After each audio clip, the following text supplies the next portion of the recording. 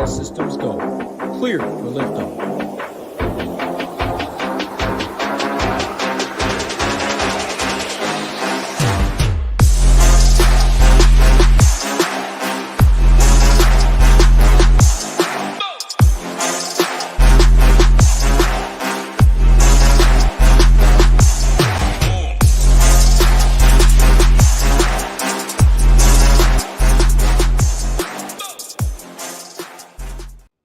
What's going on? Nate, MP, Philly Phantom, Ben, Todd, Hebrew Cheetah, and my man Big Marley. Happy Friday. Hope everybody out there had a good week. UFC 302, Islam Makhachev, Dustin Poirier in New Jersey. It is also the live final. Shout out to Deepwater. Shout out to, I always forget his name. It's like BP Tabor, something like that. I said good luck. I've shouted you out enough. Good luck to you too. If you're already in Jersey heading out today, jealous, no doubt about that. But hey, no excuses. Work harder, as Tam would like to say. You guys deserve it. Go win $250K. Take home that belt. In the meantime, Big Marley, we're going to be fighting for a little 100K. I think it's 150 maybe, actually, this weekend.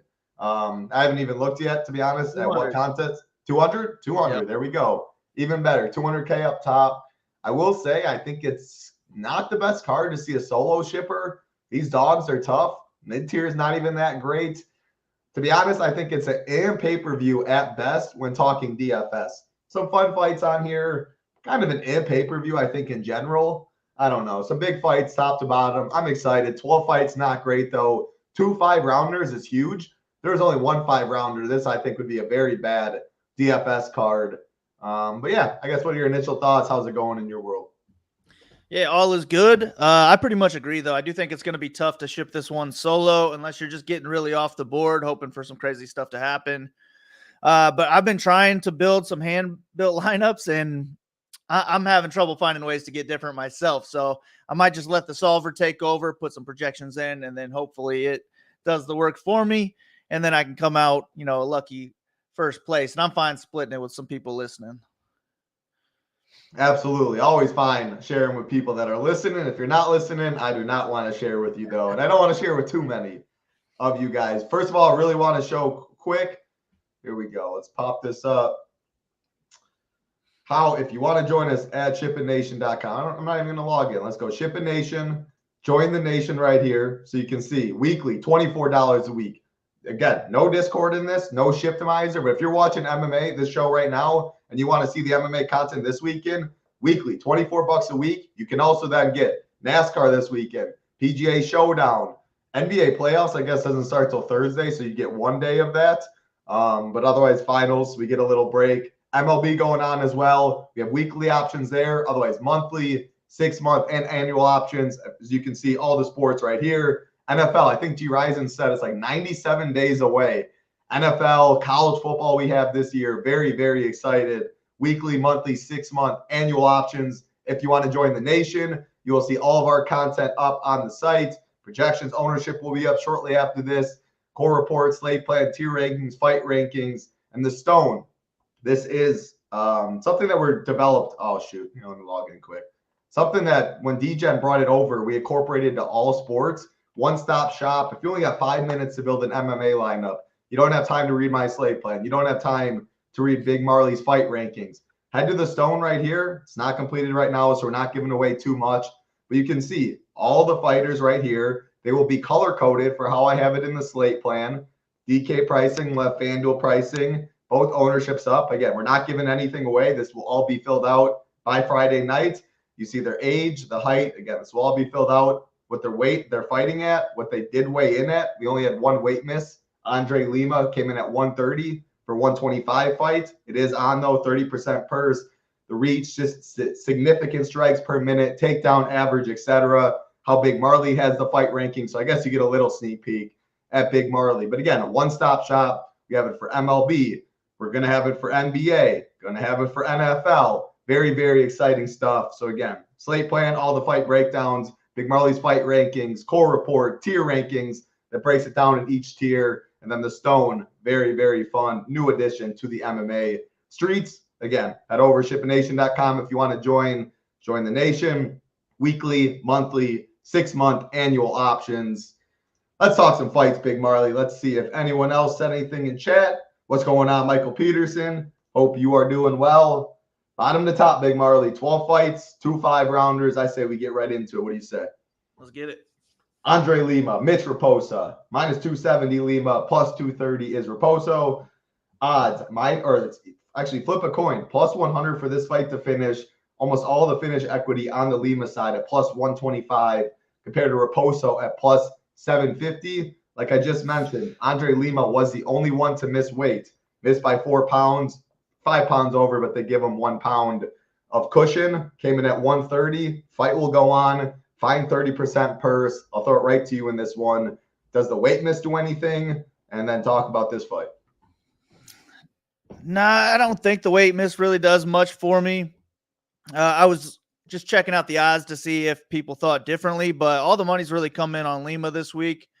And I kind of agree. I just think he's going to be the much better kickboxer in this one, way more well-rounded on the feet. Reposo, I mean, he's not a bad striker. He's just headhunting all the time. He doesn't mix in any body strikes. He's not leg kicking much. So I feel like a guy like Lima's going to be ready for it. He's just not going to get knocked out. So I think Reposo needs to wrestle in this fight in order to even win. But if he could do that, he does have a path to a pretty high score. My issue is that he took this fight on short notice. I don't know if he has 3 rounds of wrestling in his tank or even if that's his game plan to go out there and wrestle that much. So the way I have ownership right now, I think Lima might even be lower owned than this guy. So he's going to be my preferred play just because I think he is live for a TKO at some point. I just didn't like Reposo's takedown defense either. So I think Lima could land takedowns of his own if he wanted to. But if you're the better striker, why do that if you're already coasting on the feet? So I think my plan is just to mainly avoid this fight. But Lima could be a way to get a little bit different in some of my more chalky lineups. So he's going to be my pick by decision or maybe a late TKO if Reposo starts to slow down. And then I feel like Mitch is going to get enough ownership as it is, so I don't think I'm even going to match the field on him. I'm not going to completely fade him either, but he's probably more of a 10% play for me if I get to him. Yeah, I agree with a lot of your thoughts. Like, to be honest, like, do I think this fight's optimal? Probably not. I would bet against it. If it was even money, yes, optimal, no optimal. I'm definitely putting no, but I do think how we have it, like Lima's going to be overlooked in this 8,600 range. 200 more Sean Strickland. People would definitely rather get there. He does have good money line equity at -270 for 8,600. So maybe that gets him a little bit. Inside the distance prop at +125. So I'm not sure he's going to be low owned, but low-ish owned. We have him low owned right now. And at this ownership, I definitely want to get overweight.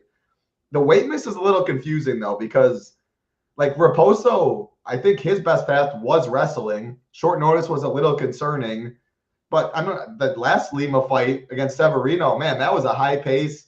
Lima was slowing down a little bit. That's when he got bit, obviously. If Reposo can try and come in with a game plan like that, I think there was a path for it to work. But my thought with the weight miss is, I mean, 130 is not even trying. Like, you're not trying to cut those extra couple pounds in the sauna. And that's what really gasses you. Then you get to the 3rd round and you just cut all your weight and you're absolutely drained going against a wrestler. He didn't go through that. So I feel like, I'm not saying it was planned. Obviously, I don't know, have any insight into their camps at all. But if you know you're going to miss weight by 2 pounds already, might as well miss weight by 5 pounds, not even go and cut that extra weight in the sauna and kill yourself there. So against someone, Lima has a striking advantage. I think Reposo will try and mix in takedowns.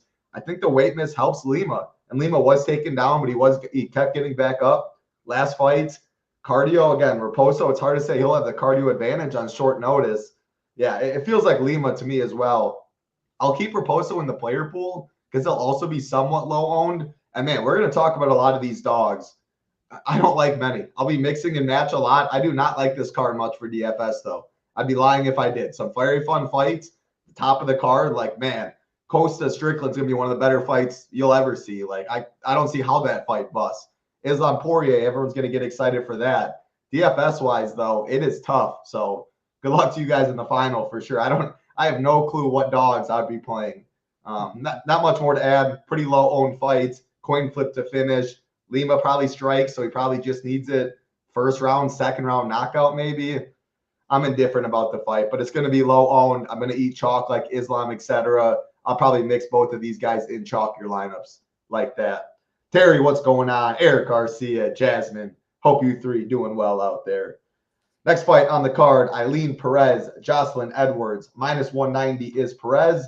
Plus 165 is Edwards. This is the only women's fight on the card. It's also the most likely to go the distance. Plus 195. Perez plus 305 to finish. Jocelyn Edwards plus 500. My quick thoughts. Easy striker versus grappler. Perez is the grappler. A lot of wrestling upside. I think she put like 138 or something like that a couple fights back.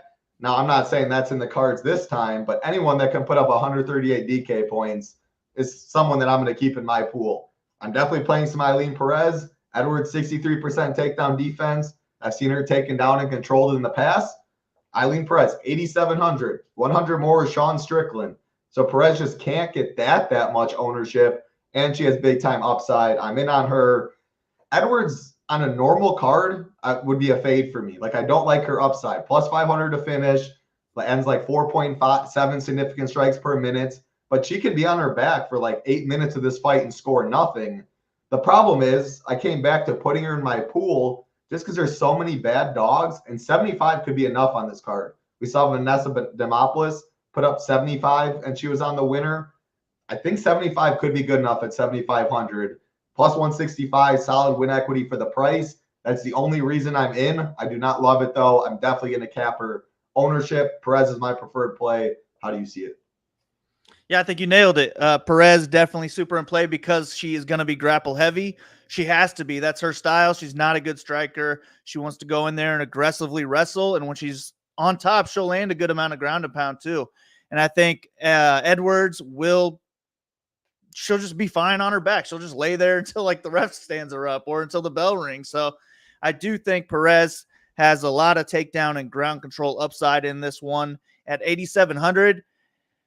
I could see her outscoring everybody, to be honest with you. So I'll probably be overweight on her just because of where she is priced. I have a hard time seeing the field be too high on her.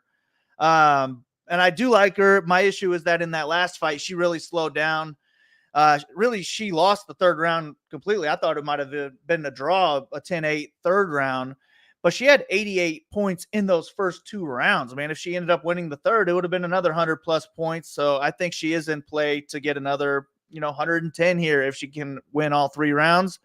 But if she's going to slow down again, Edwards could pick her apart in the second, maybe finish her in the third and score well herself.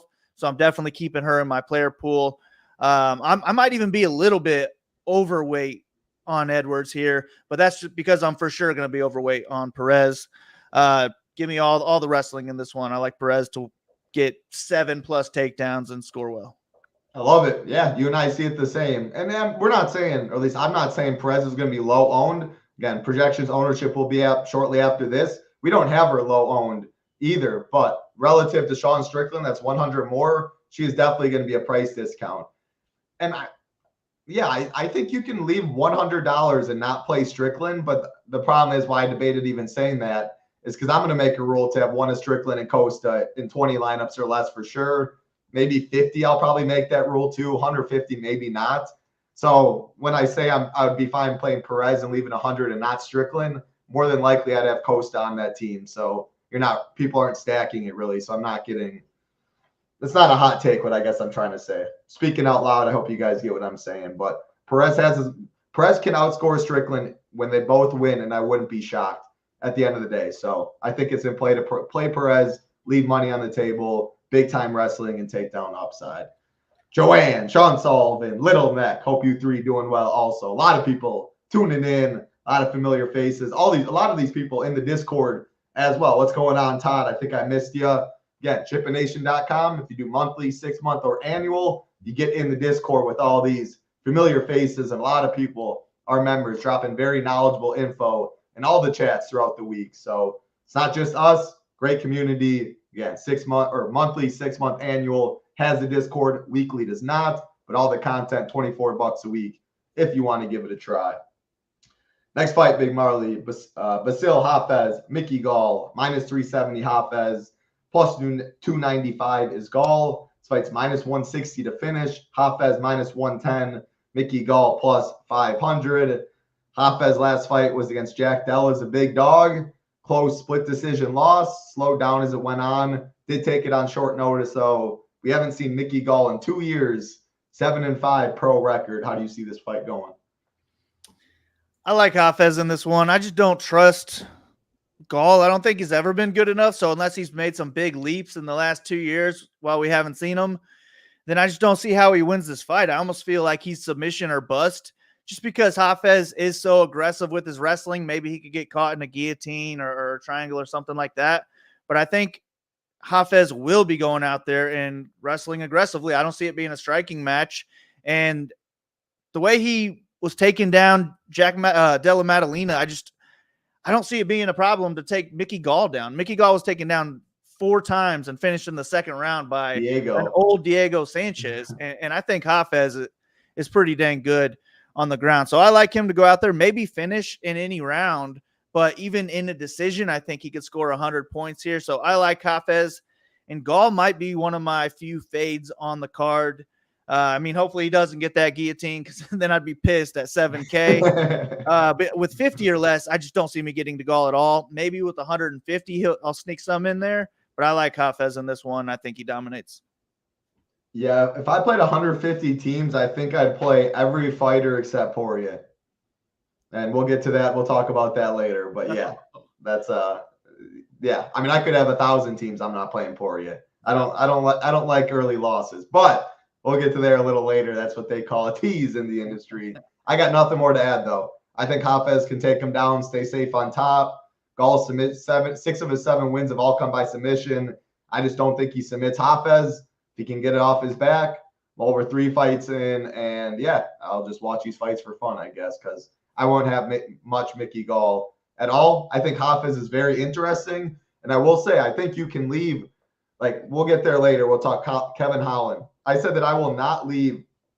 Hold on, let me get to Kevin Holland. He is 7. He's 9K. I'm not going to leave like 500 plus with Kevin Holland lineups, or at least very few, and not Islam, because I just don't see Holland outscoring Islam enough. I do think you can play Hafez, not play Islam, and leave 300, because Hafez does have that wrestling takedown upside to put up 120 and beat Islam's 114. And then you take a bunch of lineups off of the train. If you play Hafez over Islam, if that's a 1v1 and he outscores them, you could be looking at 200K solo shipper versus a 20K split or something like that. So Hafez will be one that I am fine not playing Islam and leaving money to get him, because the upside is there through the ground. Next fight on the card, Jake Matthews, Phil Rowe. Matthews minus 160, Phil Rowe plus 140. Another coin flip plus 100 to finish. Both guys plus 260 inside the distance props. Okay, I'm going to say ownership in this one, Big Marley, because when I was writing doing the tier rankings, I actually switched my number 4 because of the ownership. We have Jake Matthews at 12% at 8,300 and Phil Rowe at 24% at 7,900. And I'm not saying I really disagree. I think it's a very tough week for ownership. So I've definitely taken what you're saying, like I do every week. Sheets has tracked it the best in the industry so far. I'm taking what you say, and like I believe it. And if this is the case, 24 for Rowe, 12 for Matthews, it's Matthews for me. I don't care how to break down this fight. I don't care all my tape and all that before. At half the ownership for a minus 160 favorite, 400 more, yeah, that's the side for me. So anything you want to add, it's all game theory. It's all ownership. And I think it's clear if they come in at this ownership, Matthews is the play. Yeah, I think I might be a little high on Rowe just because I was short and I was adding it on to some people, and I think Rowe is a live dog. And I'm picking Rowe to win this one. I think it's kind of a pick 'em fight where Matthews has the edge on the ground, and I think Rowe might be the better striker over the course of 3 rounds. But I just don't trust Matthews to go for takedowns like he should. So I'm not going to get too much Matthews. I have a hard time seeing the field get to him. So I do feel good he'll be close to that 12-ish range. It's Rowe who I just might be a little high on. But even if Rowe wins this fight, he might not score 10x. So I don't think we have to get to him if you like other underdogs more. Yeah, what about 75, though, for Rowe and only 2 dogs win on the card? That still could be there. Like, that's the thing about this card. I'm not expecting 600 plus or stuff like that. Like, it's tough to find 8K and below people you like. Yeah, and I want to get away from Rowe too, even though I'm picking him to win, because I just don't see him having any ceiling unless he gets a knockout. But yeah, I'm having trouble finding underdogs on this card. We have at least one or two that I like more than him for sure that we'll get to later. But I got to leave him in the pool just because I am picking him to win. I don't want to get burned if I'm right about it. And he could get a knockout too. All of his wins are knockouts. So I'll keep him in there, but I think I'm going to try and X out Matthews. But if you're chalky everywhere else, I do think Matthews is a decent way to get different. You just need him to fight smart.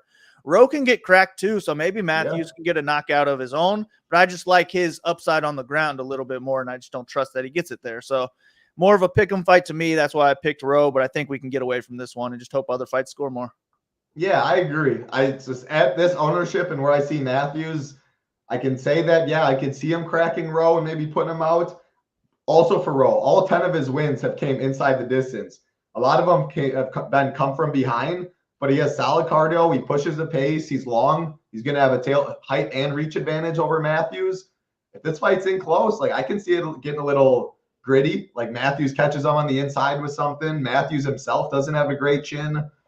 I'm going to play some of this fight, but at our ownership, 24 Rowe, 12 Matthews, it's just game theory. Give me the minus 160 favorite for half the ownership, only $400 more. Maybe he wrestles. I don't think so really either, but it wouldn't be the craziest thing to see him mix in one or two. Plus 260 inside the distance isn't bad either at 12%. So yeah, that stuck out to me. That was the first thing that stood out when looking at ownership was Matthews just looks too low for, I think he'll be under-owned for his chance at the optimal. I'll put it that way. Next fight on the card, second biggest favorite, and man, it's getting pretty close to Islam territory. Minus 575 is Grant Dawson. Plus 425 is Joe Selecki. This fight's plus 125 to finish with almost all the win equity on the Dawson side. Plus 145, Selecki plus 800. I'm not playing Joe Selecki. Like if I played 150 teams, maybe because he's going to be very low owned, but I think Dawson's better everywhere. The thing with Dawson, he kind of is like with the Hafez boat. Dawson's a primary wrestler, a good grappler. Literally, it's just like that fight. And Selecki's just a primary grappler. Just like Gaul, Selecki does his best work on the ground. I think Dawson's a better grappler than him, though. Definitely a better wrestler. Think he can stay safe on top. I don't think he's worried about getting takedowns. He's the second highest price guy at 9,300. Islam's 9,500. I am definitely fine. No Islam playing Dawson and leaving at least 200 because Dawson does have that style, takedowns, control time, etc., to get there and beat Islam. Do I love it? No. I think Islam puts up a nuke. Dawson, I think, probably puts up 100. However, it's when you win, how much do you win? You could be talking the 200K or 100K, and then the Islam lineup, if you went to Dawson to Islam, wins you 12K. Like he doesn't have almost a 110 or 10 times better chance of outscoring him is kind of the math I'm thinking. So yeah, I'll play Dawson in without Islam. If you play both of them together, I think that's also contrarian. I don't love that as much though, because I just don't like dogs on this card, and you'll probably need dogs on this card to win. So yeah, Dawson for me, no Selecki. I am going to get to some Selecki here just because I have him as unowned basically. And I think that the first round, I think he could win in the first round with the submission. I do like his grappling. I think he's dangerous with submissions, but I think that the first round's closest. And if he doesn't get a finish, I think Dawson just takes over. My issue with Dawson at $9,300 would be that, like, why even play around on the ground with Selecki? That's where he's good. And if he wants to go out there and just out volume this guy, he could double, triple him up on the feet. And it's just going to be hard for him to make the optimal lineup in a striking match. So we need Dawson to go out there and wrestle, which could happen if Selecki slows down. But I think that Dawson might want to keep this fight standing, especially in that first round. So I'll be probably underweight on Dawson and around field or overweight on Selecki, just because I'm looking for ways to get different. I think Selecki could be a way to do that. And he also gets me up to the high price guys that I want. So I wouldn't be overweight if he was like 15, 20% owned, but I have him as like sub 10 or right around 10. And I'd be okay going a little bit overweight to that, because if he wins, I think he's going to score well. It's going to come through grappling. Yeah, any win for Selecki or anyone down below, like I would think they'd be optimal. So you think you got a live dog? Definitely makes some sense. I'm still on the Dawson preferred play. We have him less than half the ownership than Islam, which I think is right. So there's a clear pivot in the upper tier. I think Hafez will be higher owned. I think Almeida will be higher owned. So you go 9,100 and above, those 4 fighters. Dawson will be the lowest owned, I think, by quite a bit. We have it kind of like that as well. So, upper tier pivot when I'm kind of eating other chalk. Jackie Pepper, what's going on? So hyped. Love to see that. And Ben, I think the loser in the co-main event could be optimal if the loser is Paulo Costa and it is 5 rounds and we have no dogs win or very few, then I definitely could see that. I think the co-main events will be a banger. Very hard to see Sean Strickland at 8,800 in a loss be on the winner, though. So I think you would need a Strickland decision. Definitely in the cards, though. But people stack every week, so I think they'll stack this week as well. Keep it rolling. Still plenty of fights left on the card. This one should be fun. Gelatin, Almeida, Alexander Romanov. First of all, why the heck did this fight get moved to the prelims for like Nico Price? Yeah. Anyway, minus 350 Almeida, plus 285 Romanov, minus 300 for this fight to finish. Almeida, minus 155. Romanov, plus 340. I mean, this is just a DFS gem. When you're talking 2 primary wrestlers, Almeida averages 6.88 takedowns per 15 minutes. Romanov, 4.32. Almeida averages 119.5 DK points in his 6 wins. Romanov, 105.7. I mean, a primary wrestler in Romanov, a primary grappler in Almeida. This fight should take place on the feet until someone gets fit, or take place on the mat until someone gets finished. Probably one-way traffic for the winner is my guess. If Romanov can get on top and use his heavy frame, it's going to be tough for Almeida to get up. But yeah, Romanov and how he's been looking, what are you weighing at? I see some pictures. He was looking like big boy, and he is big boy. 265 yeah, he was at the limit. Romanov. Yeah. I talked about that in the slate plan too. Earlier in his career, he was tipping the scales, shows up to the Chase Sherman fight at 236. Looked great. 239 against Tybura. Looked great in round 1. Awful the next 2 rounds. Should have been a draw in my opinion. But I think he realized, or I don't know, like he cut that weight. He looked good, but he still didn't have the cardio. And after that, he said, F it. And he went back to tipping the scales. I don't like Romanov tipping the scales. I think Almeida works him. But if Romanov wins, how is he not on the optimal? Unless it's a Juan Espino where he takes the easy way out and takes the door. And even that, he still probably is on the optimal at this price. So, yeah, Almeida, but good fight. Yeah, give me Almeida in this one, too. I feel like people are a little down on him because he got finished in his last fight, but I was impressed with him getting 9 takedowns on Curtis Blades. If you can get 9 takedowns on Curtis Blades, you can get 9 takedowns on Romanov. So I'm probably going to be, very heavy on Almeida. He might be my highest owned fighter on the card. I just think he goes out there and dominates, probably finishes in the first or second round with a lot of takedowns leading up to it. But he doesn't want to strike at all. He's going to go in there, look for takedowns immediately. And if he gets them, Romanov's going to have nothing to offer off his back. Romanov's probably our better striker in this one, but I just don't expect to see a striking match. So he's going to have to be the first one to get to takedowns in order for him to win and score well. And I just don't like the chances of that. So give me Almeida. I'll be overweight to him. I'm definitely not fading Romanov, but I feel like the field is going to have enough of them where I might be a little bit underweight to him and try and look for sneakier underdogs instead. But a great fight to target. I think it's one of my 3 5-star fights on the card. Yeah. I was looking at your fight rankings too. Like each card's relative, like you have to play some. But yeah, I think I would probably only have 3 5-stars and maybe even like 2 5-stars. I'd have a lot of low fight rankings. Like I'm not expecting a lot of these fights to put up 100 plus at the end of the day, which is why it makes it tricky.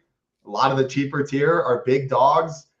Even like those big dogs, it's like, man, like is Mitch Reposo, like you can see a pass for Reposo, I guess. Like Mickey Gaul, I guess if he wins, he can get there. Selecki, you mentioned you like him a little more than me. Romanov is one of the clear dogs, though. If he wins, it feels like 100 plus.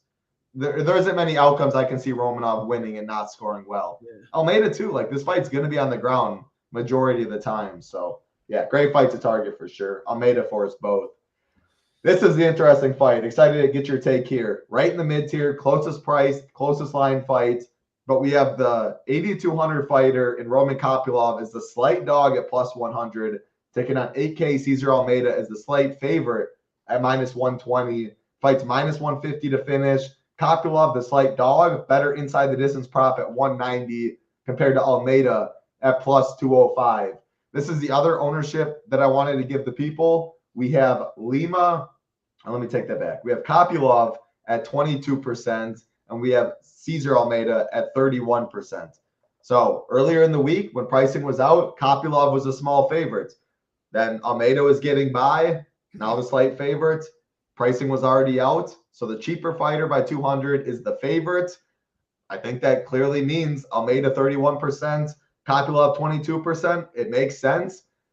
Now, how I'll approach this fight, for Kopilov is my preferred side in DFS. Like, I think this could even maybe be wider. Regardless, give me the 9% ownership discount and the better finishing odds. But I think we can get away from this fight and go underweight on both. Over 50% of the field's going to have this fight. Neither guy's going to look for takedowns. I guess you could tell me if you think Kopilov will. Almeida definitely won't. And over 1.5, or over 2.5, let's see, -105. If this fight goes over 2.5 rounds, I just don't see it being on the winner. Like over 1.5 rounds, -190. Even if it's a second round knockout, yeah, I would take that at this price. Third round knockout decision, over 50% of the field having it. I think it comes in a little over-owned. Like, should the Matthews fight be like a half the ownership is this fight? I don't know. It feels a little wide to me on a card that I'll be eating a lot of chalk. So how I'm looking at it, this fight will be the highest owned in the mid-tier. I'll probably be underweight. I'll probably be more overweight to the Randy Brown Dos Santos fight next, the Phil Rowe Matthews fights, and just hope that fight outscores this higher owned fight. And that's how I'll get a little different. Two primary strikers, both have power. But yeah, maybe it can be a staring match and it goes to decision. What do you see? Yeah, I think I'm going to be underweight on both sides as well. I do like Almeida as who I slightly favor. I just think he's going to be a little more accurate, a little harder to hit. But if neither one of them gets a knockout, this fight's not going to be on the optimal lineup. So I'm fine sweating that and just hoping that it goes all three, because I just don't think either side is going to be very high volume. It's going to be more technical than volume. And if it's a split decision, we probably don't care who wins. So I'm on your side. Let's just try and fade this fight, but it's going to be a sweat because both these guys are going to be throwing heat every single round. The knockout's going to be in play on both sides, but that's what we need for it to be on the optimal lineup is probably a first or second round knockout. And I'm just not so sure that it happens. So Kopilov just makes sense as an ownership play because Almeida's the underdog on DraftKings, but the favorite on the betting line. But I have the ownership too high. I don't want to get any leverage on that at this point. So I don't know that I completely fade it, but I'm cool being around 10% or so on both sides where you feel like you're fading it. And that way, if you get the knockout, you're still hoping that you got a chance. But yeah, let me get other fights more. But Almeida is going to be my pick by decision. So I think he scores 70 points or something in a win. Yeah, I think one of your last sentences is how I see it too. Like, just because we think it's over-owned doesn't mean you just have to full fade the fight. You have 10% of both guys, like in your mind, at least for me, that is a fade. However, if one of them does win and breaks the slate, it only takes one team in MMA. There's a lot less combinations. It's not like baseball where you have 1% of Zach Gallen, let's say, and he puts up 50. Well, if you have one lineup of your 100 lineups with Zach Gallen and you absolutely need him, you still have to get one other pitcher right, 9 other hitters. Like, there's so many combinations, whereas like MMA, how I got my live final ticket, or I got it and then I got eliminated, was Poirier against Benoit. I had probably 8% Poirier, but the one lineup I had, or one of my 4 lineups with Poirier, was almost the nuts. So then you still don't, you want more outs, kind of like we're talking about. 30% Almeida, you have 10%. That's a lot closer to a fade. It's way underweight. But when he puts up 120 with a knockout, you're at least not drawing stone dead. Maybe you have a couple, 3 winners before that. You have one lineup. Now you're cheering for 2 things in the next 4 fights. It's kind of what I'm trying to say. MMA is a sport. I don't think you should make the hardest stands. I fade 3-4 people in 20 entry max every week. But a fight like this, that's -150 to finish in the mid tier, that's going to be popular. I rarely ever full fade those fights. It's either underweight or jam and kind of get overweight. So I wanted to say that because I thought that last sentence was important. If you want to just full fade it, just know what you're getting yourself into. It's all risk tolerance at the end of the day. 5 fights left. Randy Brown, Zaleski, Dos Santos, minus 175 Brown, plus 150 Dos Santos. This fight's minus 120 to finish. Randy Brown plus 200, Dos Santos plus 275. Throughout the week, we've seen some money come in on the under. This fight opened plus 105 to finish, now minus 120. Something I like to hear. 8,500 Brown, 7,700 Dos Santos. We have both of them lower owned than the last fight we talked about. Both Kopilov and Almeida, we think are higher owned than Randy Brown and Dos Santos. On a smaller card, a chalkier card, I'm definitely going to be playing Islam. I'm playing Costa. I'm playing Strickland. I need to get different in some places. I hope this this fight outscores the last fight, at least the winner. My preferred play on a card without a lot of value, Zaleski Dos Santos is as live as it gets. 7,700. I'm going to be playing some him. I prefer him and the 800 savings to Randy Brown. But I do think Dos Santos is a little higher owned than Brown too. Either way, give me Zaleski as my preferred play. And that's not even saying I think he's going to win. It's just I need dogs on this card, and I feel better about him than pretty much everyone else. How do you see it? Yeah, another fight I really don't like that much, but I think Zaleski's kind of like a Phil Rowe to me, where he's a live dog. But even if he wins, I don't think he's getting 10x in this one. He probably scores like 69 points or something, and that's only going to help if other underdogs are not winning. So I'll mix some of him in, hope that he can get it done. I think he would have a better chance if he would mix in some takedowns, but I never trust him to do that.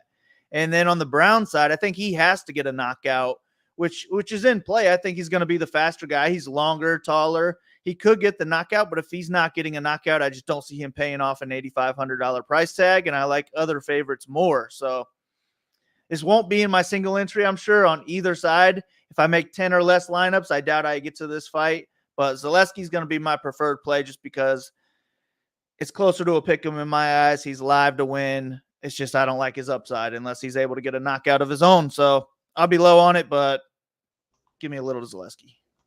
Yeah. Again, I'm just trying to make cases. It's a tough card. Like, there's no doubt. When I say tough, it's like I don't want to win and share with 80 people, because at the end of the day, it's just like you usually are not, that lineup's not going to be optimal enough to make the amount of money long term that you're splitting with everyone. And it's hard. Like, you need to play a Joe Selecki. I won't even say Poirier because he's going to get ownership. You need to play Jocelyn Edwards, these Jake Matthews, leave money on the table. Like, it's pretty gross. Fade either the Strickland Costa fight, which doesn't seem fun. How I'm going to get a little different on this card, I probably will have very few unique lineups, if any. Kind of just hoping Brown Dos Santos or Matthews Rowe, the winner outscores that Kopilov Almeida fight. Is kind of where I saw it to get a little different on this card. 4 fights left. Alex Morono, Nico Price, minus 250 Morono, plus 210 Nico Price, minus 180 for this fight to finish. Morono plus 110, Nico Price plus 325. Take it away, Big Marley. I kind of like the Nico side of this fight. It's another one where I just think the line's a little bit too wide. And Nico's already beat him once. These guys fought a long time ago. Morono was winning the first round. He knocked him down once. You could have even given him 2 knockdowns maybe in that first round. But then at the end of the second round, Price put the pressure on him and knocked him out cold against the cage. And Price has big-time power. I think he could do it again. But I see both of these guys being on the decline, so I don't want to trust either of them. But I much would rather pay $7,300 rather than $89. There's just too many other favorites that I want to get to where I'm going to be low on Morono in here. But I do think he's in play for a knockout of his own. Price was just knocked out quick by an aged Robbie Lawler.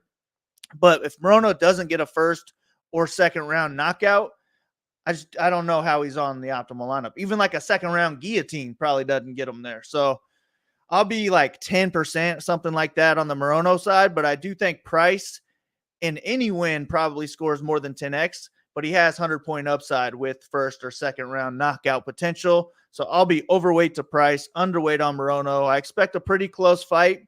I picked Price by split decision. And if, let's say, he wins a split decision, Rowe wins, Zaleski wins, I feel like they're all scoring close to each other.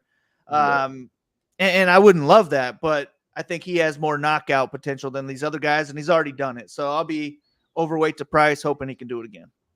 Yeah, I don't have too much. Like, Price is one of my favorite dogs on the card because he pushes a fun pace. He throws solid volume, and I think he's very live. I will say, though, I think he comes in as the highest owned dog outside of the 5 rounders, and I think he's going to be higher owned than Morono. So that's part of, like, I'll be playing some Price for sure, but I'm going to be playing Morono. Another thing, like, I'm eating a lot of chalk on this card. It's pretty hard to get different on this card. Morono, I mean, he was on his way to a decent score in that first fight against Price. I kind of threw it out. It was so long ago anyway. But if Morono can maybe mix in a takedown, it's hard to expect that. He averages less than 1. His volume's solid, but it's really the inside the distance prop that I'm chasing. Plus 110, right? Yeah, plus 110. Morono in round 1, plus 400, plus 450 in round 2. You're kind of just making cases. Like, if Morono somehow outscores an Islam or Hafez or an Almeida or a Strickland, like, that's when you can maybe see someone solo ship 200K or only a couple people up there. And that's obviously always my goal. So Morono, Kevin Holland will also be another lower owned one. We'll get to him in a second. I prefer Morono to Kevin Holland, though, at similar ownership. And I think that's a little more wrestling upside. I don't know. It's pretty close to me. But, like, Kevin Holland's not going to take it out. I guess I shouldn't say that. Michael he really could, but I just don't really think he takes that game plan regardless. Either way, give me Morono as some leverage. I think Price is one of the chalkier dogs. Rightfully so, though, because solid win equity, good upside in a win as well. Yeah, let's get right there. Kevin Holland. I'm going to throw it to you. Kevin Holland, Michael Oleksiejczuk. Minus 280 is Holland. Oleksiejczuk plus 240. Minus 260 for this fight to finish. Holland minus 125. Oleksiejczuk plus 320. So who do you prefer, Morono or Holland? And do you think, like, clearly Michael just a striker, gets dominated on the mat pretty much every time someone wants to. Holland, I think, is better wherever it goes. Just Holland he likes putting on a show. Like, I expect him to come out and try and put on a show in this one. He only wrestles when he's getting outstruck. Wonder Boy, Michael Page. I don't know, man. I think he can knock out Oleksiejczuk. He probably needs to do it in the first round, though, to get there. Do you see any wrestling upside? How do you see it? Yeah, I mean, I like Holland a little bit more, but I'm not going to get too much exposure to him either. And it wouldn't, like, if the solver gives me 5% more Morono, I'd be fine with it. But I like Holland more because I'm picking Holland to win and I'm picking Morono to lose. Makes sense. If Holland would fight smart and go for takedowns, then I would like him more. He's got solid submissions. Michael has been submitted 5 times already. I could definitely see 6 coming in this fight. I also think Holland is the more likely minute winner in a 15-minute striking match. I just think he's going to be a higher volume striker. Whereas Oleksiejczuk he probably has more knockout power, more one-shot power, but Holland's never been knocked out in like 36 pro fights, so you just can't rely on that happening. I do think that the line is way too wide, though, like at least 10% too wide, and that is what's making me like Oleksiejczuk a little bit.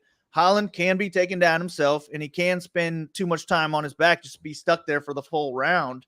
I don't know that Oleksiejczuk wants to go in there with that kind of game plan, but if he did land some takedowns, I think he'd be okay in top control. You don't think Holland reverses it or submits some or does something? I mean, Michael is just so trash on the back. I'd be surprised to see him even do it, but yeah, who knows? Yeah, so even in a Oleksiejczuk close win, he probably doesn't hit 10x here. But if he wins and he's the only underdog that win, maybe 60 can cut it. So 60, I'll get a little bit of him. And then Holland, I actually have the field more than I would want of Holland, so I feel like I'll be half the field or so on him. But the way I see me doing this card is just throwing all my projections into the solver, letting it do its thing, and then if it gives me 10% Holland, I'm cool with it. If it gives me 20% Holland, I wouldn't really like it, but I'd probably be okay with it if I was okay with all my other exposures. So I'll be in that range, probably 10 to 20% on him and Morono, because I mean, shit, plus 400 you said in the first round for Morono. That's a 20% chance right there. So that makes me like him a little bit more. It's just Holland that I'm plus 250. Holland plus 250 in round 1. Oh wow. Well, shit, maybe I like. Yeah, I mean, I do like Holland more, anyways. But I have Holland getting a submission. It's just that I don't trust him to actually go for the takedowns. I never trust this guy. And when you trust fights, I mean, low IQ fighters to do the smart thing, that's just setting yourself up to be disappointed. Terrence McKinney. All right, yeah, yeah. No, good break. Holland and Morono are pretty much the same plays, right in the same range, are going to be lower owned than everyone else around them. I'll be using them in chalkier lineups to get difference. The thing is, like, Morono and Holland are the two I don't want to leave. So we have Holland at 9K. I don't want to leave 500 on the table in many lineups and have Holland and not Islam. I just do not see Holland. I don't see the wrestling upside, the takedown upside, etc., to really get there enough for me to want to do that. Hafez, sure. Like, even a lean Perez, like Holland at 138, scoring 130, I just don't really see how we get there outside of a 1 minute knockout.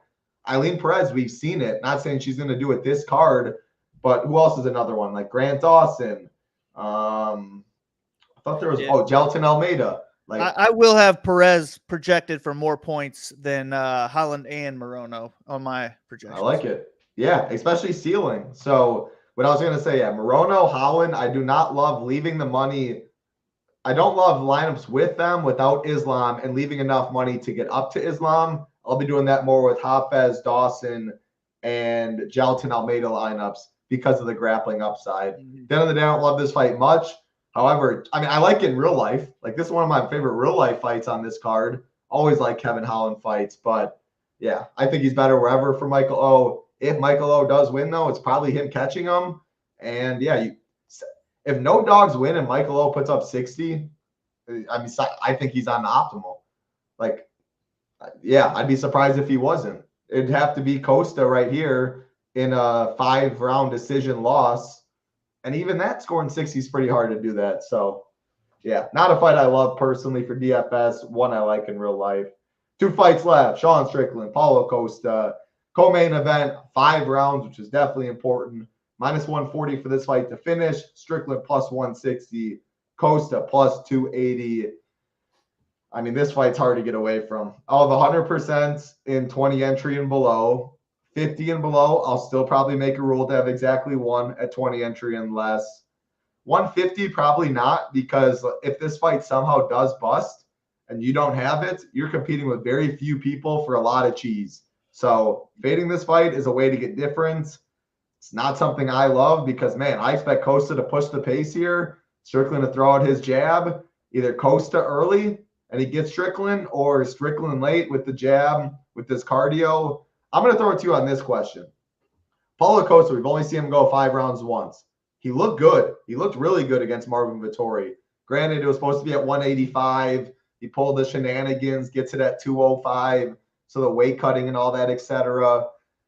I mean, man, does Costa have legit 25-minute cardio to push the pace like he did against Vettori? Because if so, I already think this line is a little wide. If he can close the gap in the championship rounds, I mean, this line is way too wide then. What do you see?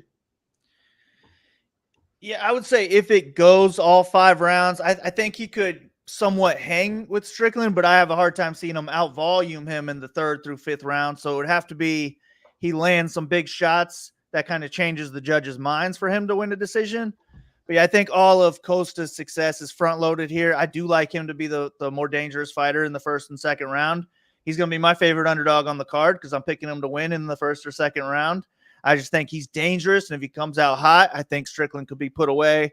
If he lands a wheel kick like he did on Whitaker, I think Strickland gets knocked out. That was nasty. So I'm going to be heavy on Costa. I think I'll have 50% Costa because I just don't like too many underdogs. So it'll be like Costa, and then I mix in any underdogs that I like on the card. And then I probably still want like 40% Strickland because if Costa doesn't win in rounds 1 or 2, I just think the volume gets piled on.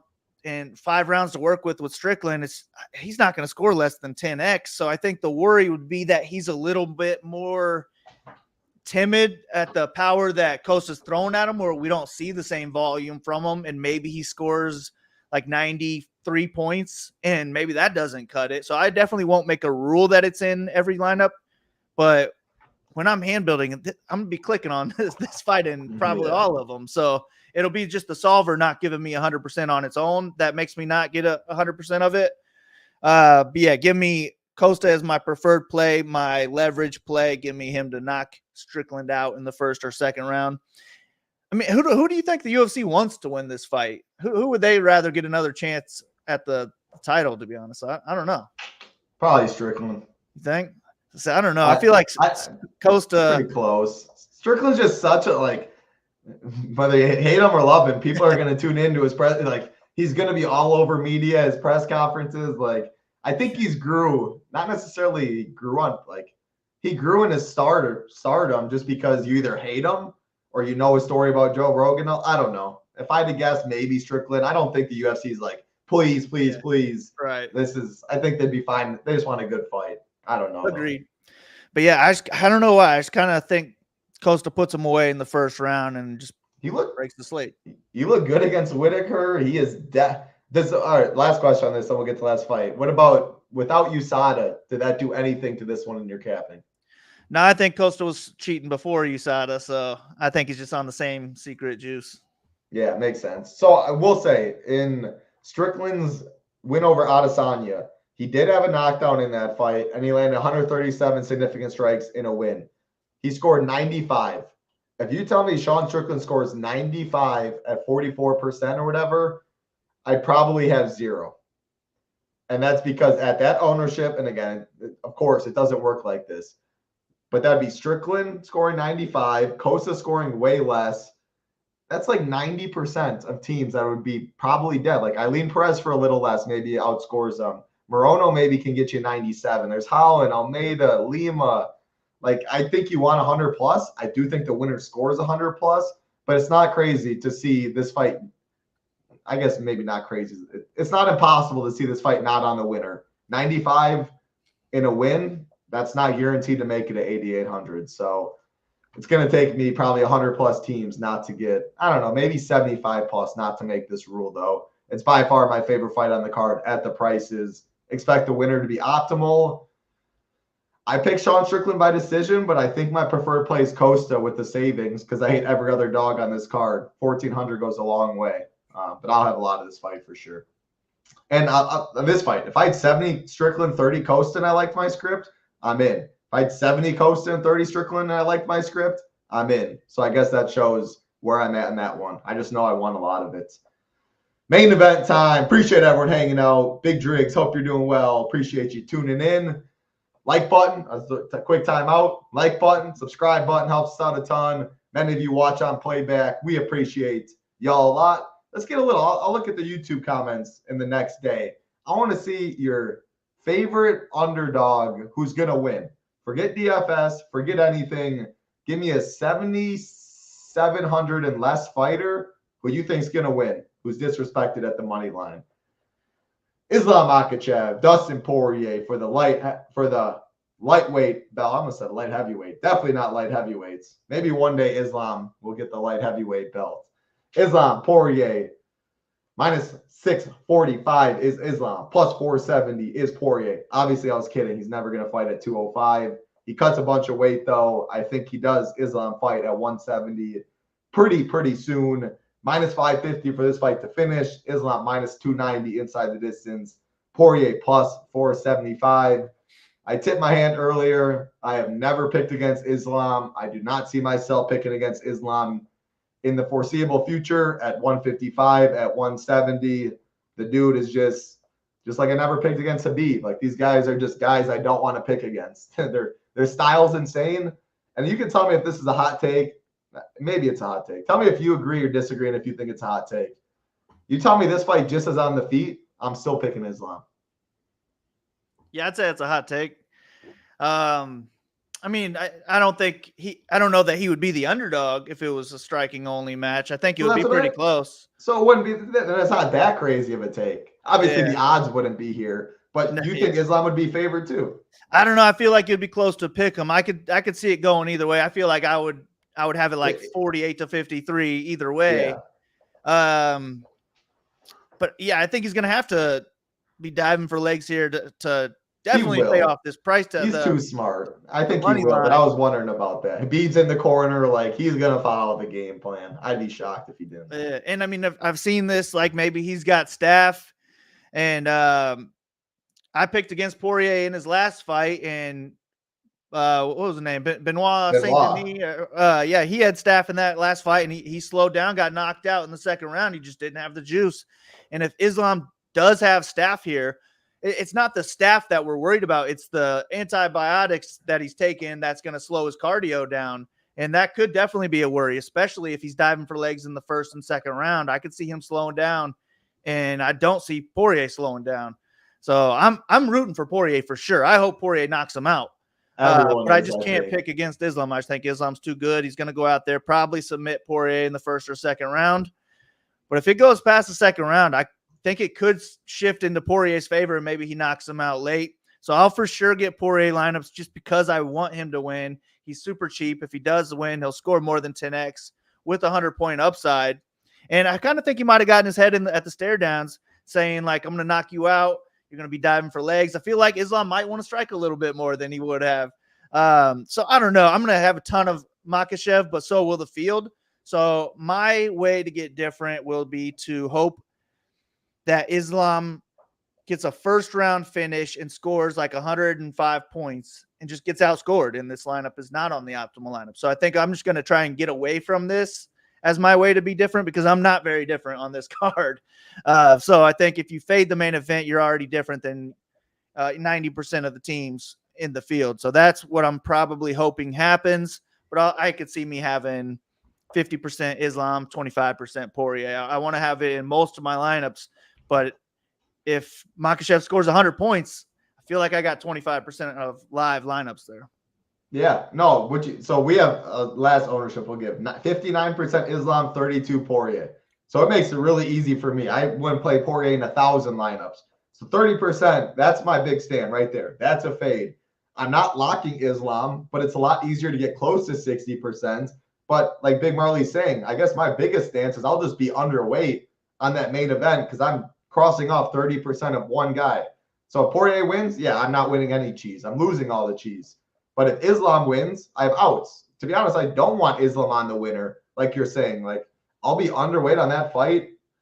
Please score 105 and get outscored by a Hafez, by an Almeida. I'll even say a Holland and Morono, because then I am live to win all the cheese. But, yeah, like, I think Poirier gets owned first, second, third round. I think it comes by submission. I do think Islam makes it easy. I just wanted the hypothetical on the feet because I do still think Islam striking slept on a little more than it should. I mean, these dudes are freaking freaks over there. There's no doubt about that. I'm not picking Islam against Leon Edwards. I'm picking Islam. Like, who are you picking against Islam at 170? At 170, I mean, maybe like a Chimaev if he counts. He's at 185 now. I'm not, yeah, he ain't making 170 no more. I would have picked Usman over him, but I don't know anymore with the bad knees. So yeah, I don't know. I've been saying Islam's like the future could be for a long time, and now he's there. So it's hard to pick against him against anyone really. No doubt. That's all 12 fights. UFC 302 in Jersey again. Good luck, Deepwater. Good luck, TB, something in the Discord. Enjoy Jersey. Enjoy the fights. Bring home that belt. Final words for the people. Hopefully someone can take it down. Good luck to our guys that are in the live final. That would be sick to see a $250,000 win. Yeah. Post that bad boy in the Discord as soon as it happens, if it does. But yeah, share your link as well. I want to follow along. Good luck to you, Title. Good luck to everybody listening. Let's ship it. It might even be 300K. I'm not sure. I don't want to go back and look at the possibility. Do I build a lineup, Big Marley, pretending I was in there just to tilt my brains out even more if it goes 6-0, or don't even think about it? I wouldn't, but I think that if I was in it, I'd fade the main event in that lineup. Yeah, I would. I definitely would consider it. I don't think I would. Yeah, I would rather go Islam than Poirier. Like, I want Poirier in my 32,000 field because he could break the slate, but I don't want in a 15 man. Yeah, no. Yeah. You'd have some balls, but you get all the leverage. It's not the craziest thing. Brian Jester, very sharp player, last year, the MMA Live final, he was the only one to play Pena against Nunez. If all 14 people, if 14 people are playing Islam and you're the only one with Poirier, I think that probably mathematically is the right play, to be honest, at the end of the day. I know I wouldn't do it. That's enough of the talking there. We're not in the live final, but hey, Shavkat, that's a very, very good name. I think that'd be the closest name, assuming Chimaev can't make it. I think that'd be the hardest fight. And I still would be on Islam. I saw what Jeff Neal in the Shavkat fight was. That's enough to see. I saw enough that like I would expect Islam to still make it happen. But yeah, that'd be really, really close. Floral shorts, yeah, the smaller gloves, the shorts, everything's out this week. And hope you're doing well. Bring the noise. That's going to do it for us. Head over to ShipItNation.com. Weekly, if you just want the next 7 days content, big weekend, MMA, PGA Showdown, NASCAR, MLB, NHL playoffs, NBA playoffs come back next Thursday. Head over to ShipItNation.com. Hit a like, subscribe on the way out, and also drop a comment, your favorite underdog below 7,700 this week.